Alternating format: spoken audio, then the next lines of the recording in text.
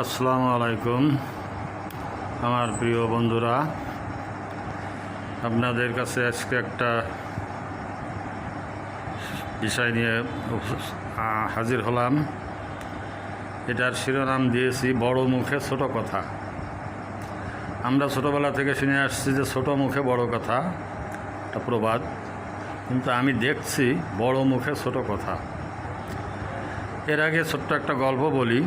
আমার শৈশব কৈশোরে দেখা, এখনও দেখা যায় গ্রামগঞ্জে।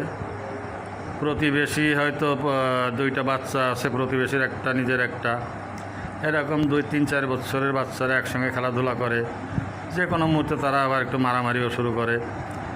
তো রান্নাঘর থেকে বা অন্য কোনো জায়গা থেকে মহিলারা উঁকি মেরে দেখে যে মারামারি করতেছে।